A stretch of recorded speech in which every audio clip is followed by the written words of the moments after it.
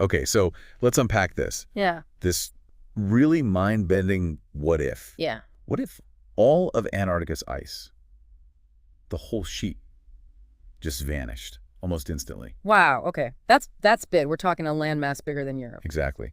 And it holds, what, 90% of all the ice on Earth? And something like 60% of the fresh water locked away. So yeah, today we're doing a deep dive into what would actually happen, the fallout, unexpected stuff. It really pushes your imagination, doesn't it? But I think exploring it, even hypothetically, tells us a lot about how our planet works, how interconnected things are. Definitely. And we're already seeing things happening, right? But The Thwaites Glacier. Oh, yeah, the Doomsday Glacier. It's losing ice pretty fast already, contributing to the sea level rise we're experiencing now. But we're asking something way more dramatic here. Not centuries of melting. No, like a geological blink. Poof, gone. What happens then? Forget centuries. Yeah, picture it. The Thwaites just collapses.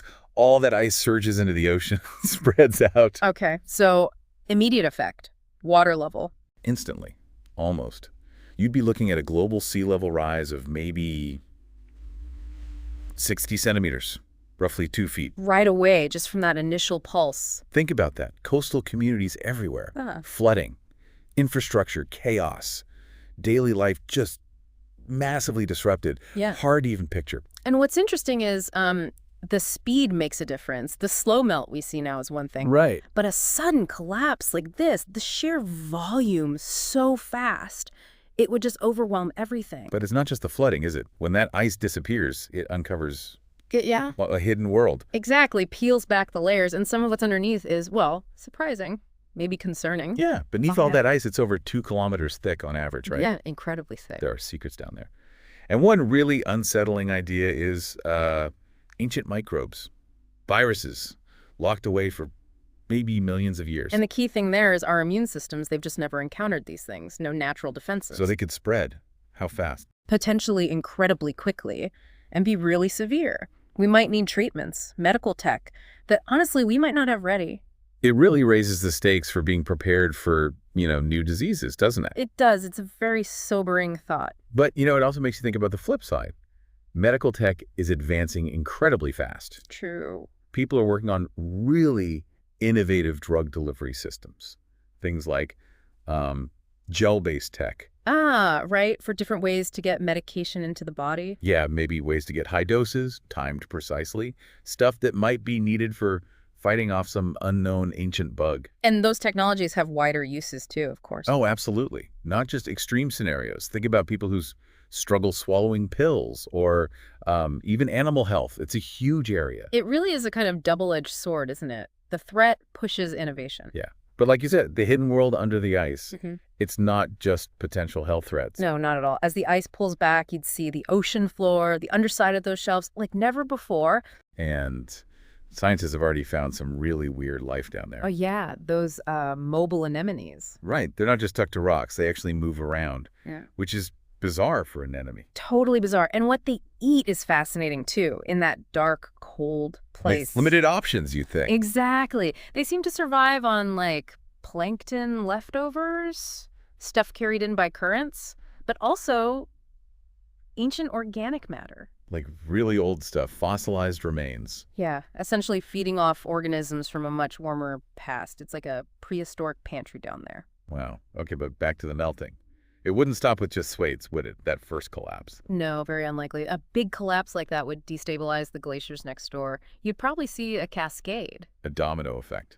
Pretty much. More huge chunks breaking off, melting, adding maybe another 2.5 meters to sea levels globally. Okay, now we're talking serious flooding. Major cities, like on the U.S. East Coast, much worse than that initial 60 centimeters. Oh, absolutely. Widespread, severe inundation. This keeps going. Potentially, yes. Other big glaciers, maybe over in East Antarctica, like the Denmark and Scots glaciers, they could become vulnerable too.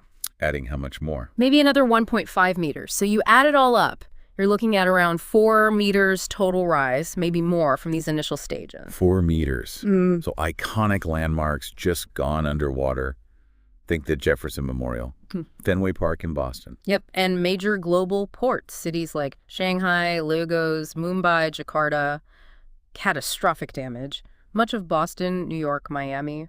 submerged. But hang on, you mentioned something surprising earlier. Near Antarctica itself, sea levels might actually fall. How does that work? Yeah, it's a neat little paradox. That huge ice sheet has a lot of mass, right? Uh-huh. And mass means gravity. It actually pulls the ocean water towards it, making the sea level slightly higher right around Antarctica. Okay, like a bulge of water. Sort of. So if you suddenly remove that massive ice sheet, The gravitational pull weakens. exactly, and the sea level right there drops locally, even while it's rising dramatically everywhere else. Wild. Okay, so beyond just the volume of water, there's contamination too, right? All that meltwater flowing places. Big time. You'd get salt water flooding into fertile farmland near coasts, ruining it. And drinking water, aquifers. Also a huge concern. Saltwater intrusion into those underground freshwater sources.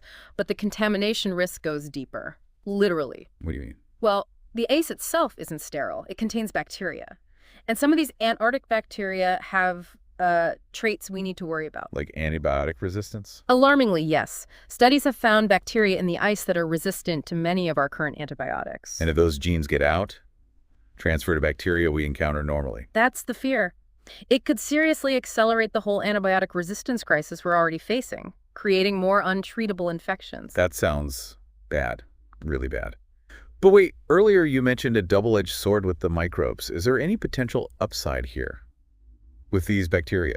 It's possible. It's a crucial point, actually. Yeah. While the risks are real, extreme environments like Antarctica force life to adapt in unique ways. So these bacteria might have developed weird abilities. Exactly. Maybe some could be a source for new antibiotics, ways to fight the resistant bugs we already have.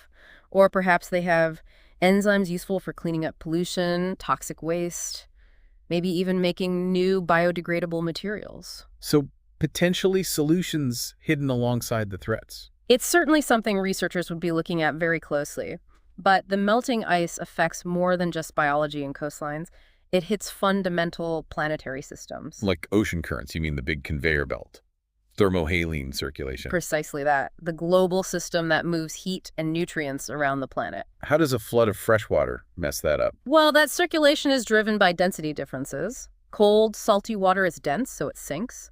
Warmer, fresher water is less dense, so it stays near the surface and moves. Okay.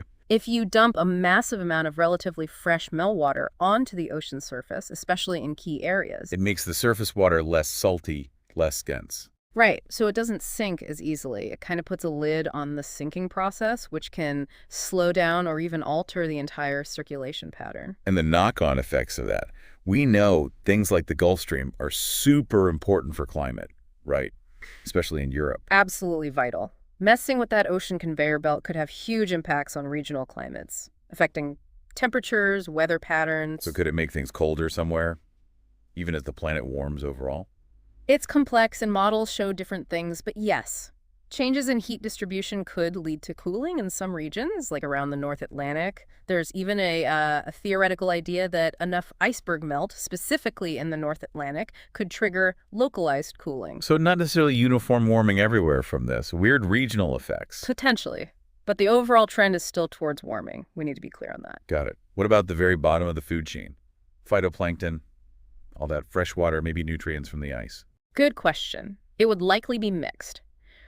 Right around Antarctica, that initial pulse of meltwater could carry iron and other nutrients that were locked in the ice. Stuff phytoplankton need. Yeah. So you might see a temporary boom in phytoplankton growth locally. Could that suck up some CO2? It could, yeah. A temporary localized carbon sink effect. But temporary and local. What's the bigger picture for global warming if you lose the entire Antarctic ice sheet? Overall, it definitely amps up the warming. Several reasons. Okay, like what? First, ice is white and shiny, right? Reflective. It bounces sunlight back into space. Lose the ice, replace it with darker ocean or land. And the Earth absorbs more heat. Albedo effect. Exactly. Second, more liquid water, warmer temperatures. That speeds up decomposition of organic matter, releasing more CO2 and maybe methane. Okay. And third, that layer of fresh water on top of the ocean we talked about, it can actually make it harder for the ocean to absorb CO2 from the atmosphere. It acts like a barrier. So multiple ways it makes warming worse. Okay, so the ice is finally gone. What do we see? What's left behind on the land itself? Ah, the grand reveal. You'd see this incredible, dramatic landscape that's been hidden for millennia, including, apparently, a huge canyon system. Bigger than the Grand Canyon. Reports suggest it's potentially longer and deeper, just immense. Wow. And what about lakes under the ice? Like Vostok. Yes, subglacial lakes would be exposed. Lake Vostok is the most famous, obviously. Been sealed off from the rest of the world for, what, millions of years? An ecosystem totally isolated for eons. I always found that fascinating. What happens if that's suddenly open to the world? Well, the microorganisms in there have evolved in truly unique, extreme conditions. Their biology is likely very different. Dangerous to us. The potential direct harm, uncertain. It's more the ecological unknown. Introducing such a unique, isolated system to the wider biosphere, it could have unforeseen consequences. Is another one of those big question marks. A reminder of how much we don't know is hidden away. Absolutely. Okay, but while these canyons and lakes are appearing, the sea level rise has reached its peak, right? Yeah. What's the final catastrophic number if all the Antarctic ice melts? The generally cited figure is over 70 meters. 70 meters. 70. Yeah. Yeah.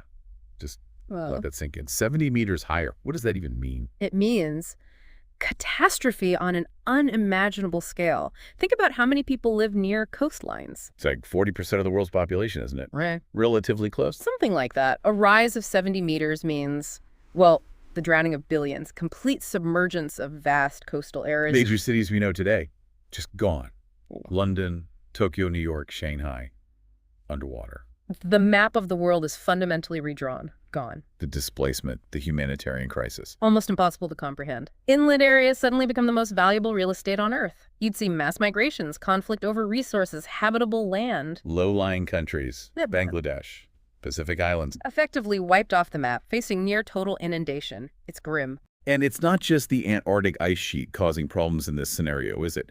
The warming has other effects. Permafrost. Right. As the planet gets significantly warmer, the permafrost, the frozen ground in the Arctic and other cold zones, starts thawing massively. And that releases what? Huge amounts of trapped greenhouse gases. CO2, but also methane, which is even more potent in the short term. So it feeds back into the warming, makes it even worse. A dangerous feedback loop, exactly. The Yeah. thawing permafrost accelerates the warming that causes the thawing. And isn't there other stuff trapped in permafrost too? Yeah. Besides greenhouse gases? Yes. Another potential threat lurking there. Ancient viruses. Stuff that's been frozen for tens of thousands of years. Potentially.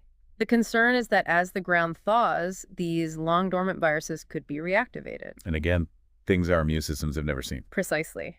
And trying to develop vaccines or treatments in the middle of the kind of global crisis we're describing, a massive challenge. So the end picture is a drastically hotter Earth, maybe several degrees Celsius warmer globally, That's the trajectory. which forces mass migrations, right? Yeah. People moving away from the flooded coasts, away from newly uninhabitable hot zones, Towards the poles? towards Canada, Alaska, Siberia, Mm. and the newly exposed land in Antarctica and the Arctic, wherever it's relatively cooler and habitable. It's such a strange irony. Millions of years ago, Antarctica was warm, right? A temperate rainforest. Evidence suggests parts of it were, yes. Could we end up seeing palm trees on the Antarctic coast again? In the very distant future. It's a profound thought, isn't it? The sheer scale of change, this whole deep dive, this hypothetical melt, it just reveals this incredible web of consequences. From sea level rise to ancient microbes to shifting currents to a totally redrawn map. It really hammers home how delicately balanced things are. How a massive change in one place, even a remote place like Antarctica, can trigger cascades across the entire planet. It absolutely does. And it really leaves you wondering, what other deep, dark secrets are hidden in Earth's systems? What else is waiting under the ice or in the deep ocean or somewhere else? And what could their sudden unveiling mean for us? It's definitely something to think about long after this conversation ends.